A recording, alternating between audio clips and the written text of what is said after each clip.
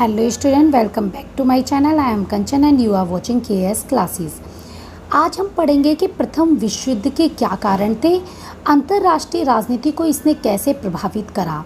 ये BA third year का second chapter है जो प्रथम विश्व युद्ध, उसके बारे में ये टॉपिक है और इसके अंदर यह पढ़ेंगे कि हम इसके क्या क्या कारण थे। ये हिस्ट्री का टॉपिक है। तो प्रथम महायुद्ध के क्या क्या कारण थे आप सभी को पता है और मैं कई बार आप सभी को बता चुकी हूँ कि जो हमारा प्रथम विश्व युद्ध था वह 1914 से लेकर 1918 तक चला था। तो इसके अंदर क्या हुआ था, जो सबसे पहला रीज़न था वह था फ्रांस और जर्मनी में प्रतिद्वंदिता। तो फ्रांस और जर्मनी में क्या हो रहा था, इन दोनों में क्या थी, आपसी शत्रुता थी और यही युद्ध का प्रमुख कारण बनी। तो 1870-71 में युद्ध में फ्रांस की हार हुई और जर्मनी ने उसके दो महत्वपूर्ण प्रांत अल्सास और लॉरेन छीन लिए थे। अब यहाँ पर क्या हुआ, जो फ्रांस के दो शहर थे वो बहुत ही अच्छे थे और वो लोहे की खानों के लिए बहुत प्रसिद्ध थे और औद्योगिक और उससे उद्योग धंधा बहुत अच्छा होता था। अब जब उनसे लॉरेंस और एलेस्के छीन लिए गए तो इससे फ्रांस को बहुत ज़्यादा गहरा धक्का लगा। तो जर्मनी किसी भी हालत में इन प्रांतों को लौटाना नहीं चाहती थी। फ्रांस की सरकार, लेखकों और कवियों ने इस प्रांत को वापस लेने के लिए फ्रांस की जनता में बदले की भावनाएं जागृत की।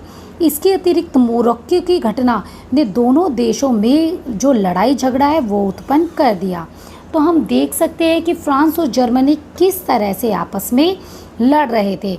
अगर जर्मनी पहले ही उसके दो जो प्रांत छीने थे एलेस्के और लॉरेन को दे देता तो शायद फ्रांस के मन में भी ये विद्रोह की भावना नहीं पनपती। यूरोप का दो विरोधी गुटों में बढ़ जाना। तो बिस्मार्क ने 1871 के पश्चात यह नीति अपनाई कि फ्रांस को मित्रहीन बना दिया जाए। तो उसने क्या करा, उसने कहा कि उसके सारे जो जितने भी मित्र राष्ट्र हैं वो छीन लिए जाएं और उसको अपंग कर दिया जाए। तो यूरोप के किसी देश के साथ उसके अच्छे संबंध होने नहीं दिए जाएं। तो उधर क्या करा, ऑस्ट्रिया और इटली के साथ मिलकर 1882 में उसने त्रिपक्षीय संधि की। जब तक विश्वास जिंदा रहा उसने अपनी कूटनीतिज्ञता से फ्रांस को किसी भी देश में मिलने नहीं दिया। लेकिन जैसे ही उसका पतन हुआ तो फ्रांस ने रूस और इंग्लैंड के साथ अपने संबंध कायम कर लिए और तीनों देशों ने 1907 में मिलकर त्रिराष्ट्रीय समझौता किया। तो तभी से जो यूरोप था वो दो विरोधी गुटों में बंट गया और इनमें अराजकता पैदा हो गई। ये दोनों ही गुट एक दूसरे को संदेह, अविश्वास, घृणा और भय से देखते थे और ये दोनों ही गुट एक दूसरे से युद्ध करने की लड़ाइयों में लगे हुए थे। तो संधि और समझौतों के कारण यूरोप दो गुटों में बंट गया, जिसकी आपसी शत्रुता युद्ध का एक महान कारण बनी। थर्ड पॉइंट है सैन्यवाद। तो जर्मनी ने क्या करा, अपनी जल शक्ति और सैनिक शक्ति में वृद्धि करना चालू करा और उन्होंने अपने हथियार बनाने स्टार्ट कर दिए। तो इससे क्या हुआ, यूरोपीय देशों में शस्त्र निर्माण की दौड़ आरंभ हो गई। तो ये एक तरह से युद्ध बढ़ने का भी कारण रही। तो हथियारों की यह दौड़ किसी न किसी दिन युद्ध कराकर रहेगी। तो यूरोप का हर देश वैसे तो यही कहता था कि वह सैनिक तैयारी केवल अपनी सुरक्षा के लिए कर रहा है, लेकिन वह इसे युद्ध करने के लिए ही कर रहा था।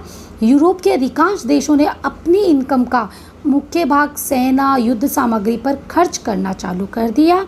उस समय जर्मनी के पास 9,90,000, फ्रांस के पास 6,50,000 और रूस के पास 12 लाख सैनिक थे। तो इसी बात से हम अंदाज़ा लगा सकते कि किस तरह से युद्ध बढ़ने की तरफ जा रहे थे। समाचार पत्रों द्वारा जनमत विषैला बनाना। अब क्या था कि जो समाचार पत्र हैं वो भी विश्व के वातावरण को ख़राब कर रहे थे। तो इसके अंदर क्या कर रहे थे, लोग अपने न्यूज़पेपर की बिक्री को बढ़ाने के लिए एक घटना को ऐसे रखते थे कि जिससे लोगों के अंदर अविश्वास और तनाव पैदा हो जाए। तो इन्हीं सब ने युद्ध का वातावरण तैयार कर दिया। इस विषय में बिस्मार्क ने स्वयं एक बार कहा था, every country is held at sometimes at on account for the windows broken by its press, the will is presented someday और other in the shape of hostile sentiments in the other country. कि किस तरह से एक देश दूसरे देश की खिड़कियों से बाहर जो खबरें हैं वह फैला रहा है, और एक दिन ऐसा आएगा कि कोई भी कंट्री है दूसरे देश को नुकसान पहुंचा देगी। अब बात करते हैं हम संकुचित राष्ट्रीय। तो ये क्या था, यह युग संकुचित और उग्र राष्ट्रीयता का युग था। तो राष्ट्रीयता एक नवीन धर्म बन गया जिसने मानव में गंभीर भावनाओं को जागृत करा। जो मानवता की भावना है वो पूरी तरह से खत्म हो गई। तो सभी राष्ट्रों को अपने हितों और अपने स्वार्थों की ज़्यादा चिंता हो रही थी। इसी भावना से राष्ट्रों में कटुता उत्पन्न कर दी। एक राष्ट्र दूसरे राष्ट्र से नफरत करने लगा। फ्रांस जर्मनी से ऑल्सेस और लॉरेन के प्राप्त करने के लिए उद्यत था कि किसी भी तरह से वह दोनों क्षेत्र मुझे वापस मिल जाए। जर्मनी और इंग्लैंड में व्यापारिक और औपनिवेशिक साम्राज्य विस्तार की स्पर्धा अपने शिखर पर पहुंच चुकी थी। वो ज़्यादा से ज़्यादा राष्ट्रों को अपना गुलाम बना रहे थे। ऑस्ट्रिया और सर्बिया का वल्कान क्षेत्र में संघर्ष उन्हें युद्ध की ओर धकेल रहा था। तो इस तरह से उनमें आपसी लड़ाई झगड़े होते रहते थे। तो ये राष्ट्रीयता की जो अंध भावना है तो मनुष्य जाति की शांति के लिए ये घातक सिद्ध हुई। फिर पॉइंट आता है हमारा साम्राज्यवादी स्वार्थियों की टक्कर। तो यहाँ क्या हुआ कि यूरोप की सारी कंट्रियाँ ज़्यादा से ज़्यादा, जर्मनी भी अपने साम्राज्य को बढ़ाना चाहती थी। जब साम्राज्य को बढ़ाएंगे तो आपसे टकरार तो होगी। तो औद्योगिक क्रांति के कारण जर्मनी ने बड़ी मात्रा में अलग अलग चीज़ें बनानी चालू करी। अब उन्होंने चीज़ें तो बना दी, अब चीज़ों को बेचने के लिए उन्हें मंडियों की आवश्यकता थी। तो उन्होंने उसे अलग अलग कंट्री में फैलाना चालू करा। तो परंतु बहुत से विदेशी और उपनिवेश पहले ही इंग्लैंड और फ्रांस के अधिकार में थे। इसीलिए जर्मनी को अपनी उन्नति और विस्तार के लिए उपनिवेशों को प्राप्त करने के उद्देश्य से इंग्लैंड और फ्रांस से टक्कर लेनी पड़ी। तो वही था कि किस तरह से कौन ज़्यादा से ज़्यादा कंट्रियों को गुलाम बनाएगा, ज़्यादा से ज़्यादा कंट्रीज़ में अपना प्रभाव जमाएगा। तो इन्हीं चक्करों में जो प्रथम विश्व युद्ध है उसने जन्म लिया। अब आता है जर्मनी द्वारा संसार की प्रथम श्रेणी की शक्ति बनने की कोशिश। तो जर्मनी का जो बिस्मार्क था वो जर्मनी को एक शक्तिशाली और संगठित देश उसने बना दिया, और उसने फ्रांस और ऑस्ट्रिया जैसे शक्तिशाली देशों को युद्ध में पीछे छोड़ दिया। उसने कला कौशल और व्यापार के क्षेत्र में उन्नति कर ली। तो जर्मन का शासक कैसर विलियम द्वितीय बड़ा महत्वाकांक्षी था। तो वह जर्मनी को प्रथम श्रेणी की शक्ति बनाना चाहता था। तो उसने सैनिक शक्ति में वृद्धि करना चालू कर दी। अब जब इस तरह की वृद्धि होती है तो टकराव की भावनाएं ज़्यादा बढ़ जाती हैं, और जर्मनी के लोगों को विश्वास था कि जर्मन संस्कृति सर्वश्रेष्ठ और संसार का भला इसी के द्वारा हो सकता है। तो यह चीज़ एक तरह से गलत थी। अब आ जाता है कैसर विलियम द्वितीय का चरित्र। जर्मनी का सम्राट कैसर विलियम महत्वाकांक्षी था, उद्दंड था और गर्म मिजाज का था। शासक बनने पर उसने खुलेआम हर देश का विरोध करना चालू करा, और उसने बहुत से मित्रों निष्पक्ष शक्तियों को भी अपना विरोधी बना लिया। उसने बल्कान राष्ट्रों में दखल देकर रूस को और समुद्री शक्ति को बढ़ाने की होड़ लगाकर इंग्लैंड को भी अपने विरुद्ध कर लिया। तो इस तरह से इंग्लैंड, फ्रांस, रूस एक तरह से विरोधी संगठन या गुट बन गए। तो उसके करने में उसकी बहुत बड़ी जिम्मेदारी थी। उसके जोशीले भाषणों ने संसार के वातावरण को दूषित करने में बड़ा योगदान दिया। अब बात करते हैं ऑंग्ल जर्मन प्रतिद्वंद्विता।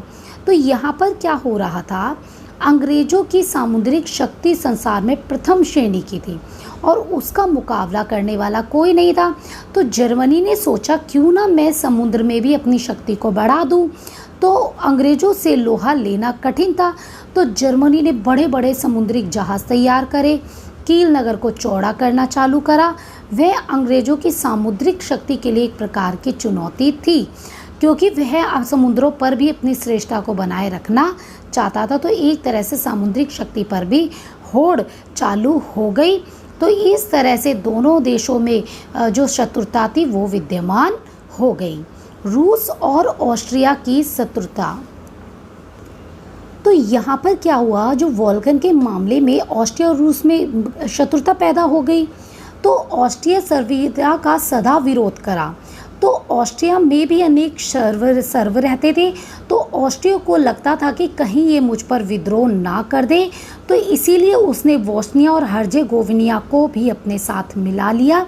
सर्बिया ने इसका कड़ा विरोध करा और रूस ने भी सर्बिया का साथ दिया। तो बल्कान के युद्धों में सर्बिया की हार के बाद अल्बानिया के स्वतंत्र राज्य की स्थापना हुई, जिससे सर्बिया के लिए एजियन सागर तक पहुंचना कठिन हो गया। तो इस तरह से सर्बिया, ऑस्ट्रिया और रूस के बीच में प्रतिद्वंद्विता हो गई। अब इटली की बात करते हैं। तो ट्रिस्ट के बंदरगाह के समीप टेंटिनो के प्रदेश पर ऑस्ट्रिया का अधिकार था, लेकिन वहाँ पर इटली के लोग ज़्यादा निवास करते थे, इसीलिए इटली उस पर अपना अधिकार करना चाहता था। तो यहाँ हम एक चीज़ देख सकते हैं कि एक कंट्री का इसमें योगदान नहीं है, बल्कि अलग अलग कंट्रियों ने इंटरफेयर करा, एक देश से दूसरे देश से शक्तिशाली बनने की कोशिश करी, एक दूसरे देश ने दूसरे देश पे अपना प्रभाव बनाने की कोशिश करी। इसी वजह से ये युद्ध हुआ। तो निकट पूर्वी समस्या। तो यहाँ पर क्या था कि 15वीं-16वीं शताब्दी में टर्की एक शक्तिशाली देश था और बल्कान क्षेत्र में उसका प्रभाव था। 19वीं सदी में टर्की का पतन होना चालू करा। तो ऑस्ट्रिया और रूस, बुल्गारिया, सर्बिया ने कहा कि ये अपना प्रभाव ज़्यादा बढ़ा लेंगे। तो इस कारण इन देशों में ईर्ष्या और द्वेष की भावना पैदा हुई और जर्मनी ने भी बर्लिन से बंदरगाह तक रेलवे लाइन बिछाने का काम चालू करा। तो इंग्लैंड को भी भारतीय साम्राज्य के लिए खतरा पैदा हो गया। तो प्रथम महायुद्ध में इसने बारूद का काम किया। 1891 में बिस्मार्क ने अपने मित्र को ठीक ही कहा था, मैं विश्व युद्ध को नहीं देख सकूंगा, परंतु यह तुम्हारे जीवन काल में होगा और इसका आरंभ पूर्व से ही होगा। तो अंतर्राष्ट्रीय संस्था का ना होना। तो उस टाइम पे ऐसी कोई भी अंतर्राष्ट्रीय संस्था नहीं थी कि वो इनके लिए वर्क कर सके और लोगों को कानून और सदाचार बनाए रख सके। 1899 और 1907 में हेग कॉन्फ्रेंस के प्रभाव की इस दिशा में लाभकारी सिद्ध हुए।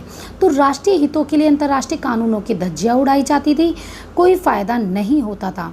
गुप्त कूटनीति, एक देश दूसरे देश के लिए गुप्त तौर पर एक योजनाएं बनाता था। उसी के गुप्त योजना के द्वारा क्या होता है कि हम किसी देश को जज ही नहीं कर पाते कि उसके पास कितनी सैनिक आर्थिक शक्ति है या नहीं, हम अपने अंदाजे के हिसाब से उसके ऊपर अटैक कर देते हैं। अब बात करते हैं तत्कालिक कारण। तो यूरोप में लड़ाई का बारूद तो काफ़ी समय से तैयार था, परंतु ऑस्ट्रिया के युवराज के वध ने उसे दिया सलाई दिखाने का कार्य करा। तो यहाँ क्या हुआ था, ऑस्ट्रिया के युवराज आर्कड्यूक फर्डिनेंड को बोस्निया की राजधानी सरायेवो में बंद कर दिया गया। तो ये एक तरह से बहुत बुरा हुआ। इसके लिए ऑस्ट्रिया ने सर्बिया की सरकार को अपराधी ठहराया और उसे एक अपमानजनक अल्टीमेटम भेजा, परंतु रूस के उकसाने पर उसने कुछ बातों को मानने से इनकार कर दिया। तभी युद्ध की घोषणा कर दी। इंग्लैंड और जर्मनी ने युद्ध को स्थानीय बनाने का प्रयत्न करा, लेकिन यह सफलता नहीं मिली। तो इस तरह से युद्ध फैलता चला गया। तो रूस ने जब 23 जुलाई 1914 को आम लामबंदी की घोषणा कर दी, तो जर्मनी ने इस 12 घंटे के अंदर अंदर समाप्त करने की चुनौती दी। तो रूस ने ऐसा करने से इनकार कर दिया। तो जर्मनी ने ऑस्ट्रिया का पक्ष लेकर युद्ध की घोषणा कर दी। तो इंग्लैंड युद्ध में भाग नहीं लेना चाहता था, परंतु जब जर्मनी ने बेल्जियम पर आक्रमण करा तो बेल्जियम की स्वतंत्रता को बनाए रखने के लिए इंग्लैंड को भी उसमें भाग लेना पड़ा।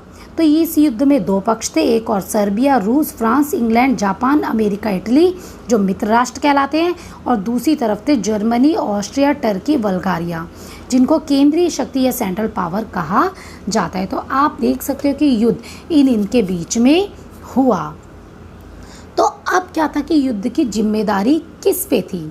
तो प्रत्येक देश ने युद्ध का उत्तरदायित्व अपने ऊपर ना लेकर एक दूसरे पे थोपने की कोशिश की। तो रूस भी जिम्मेदारी से बच नहीं सकता था। तो इस तरह से ये जो युद्ध की जिम्मेदारी है वह सभी पर आई। ऑस्ट्रिया सर्बिया को कुचलने के लिए तैयार था और जर्मनी की सहायता प्राप्त करने की उसको पूरी आशा थी। तो जर्मनी के सम्राट कैसर विलियम ने कहा था कि हम शुद्ध हृदय से युद्ध में क्षेत्र में उतरे हैं और हमारा एकमात्र लक्ष्य अपने हितों की रक्षा करना है। कुछ भी हो, ऑस्ट्रिया की पीठ ठोककर जर्मनी ने युद्ध की आग को भड़का दिया। तो इस तरह से आप देख सकते हैं कि किस तरह से युद्ध फैला और ये बहुत ही घातक सिद्ध हुआ। तो इस तरह से जो युद्ध था वो बेकार साबित हुआ। तो इन्हें बचना चाहिए था, ये इन्हें स्थानीय स्तर पर ही रखना चाहिए था, तो कम से कम इतनी हानि नहीं होती। यह युद्ध 4 साल चला और इस युद्ध के बाद भी जो रणनीति अपनाई तो उससे दूसरे विश्व युद्ध को जन्म दिया। तो आई होप आपको मेरी ये वीडियो समझ में आई होगी। ये था प्रथम विश्व युद्ध के क्या कारण थे। अगर आपको पसंद आए तो प्लीज़ ज़्यादा से ज़्यादा शेयर कीजिए और लाइक ज़रूर करके जाया करिए। साथ ही सब्सक्राइब करना ना भूलें। कई बच्चे जो वॉच तो करते हैं बट सब्सक्राइब नहीं करते, तो प्लीज़ सब्सक्राइब माय चैनल।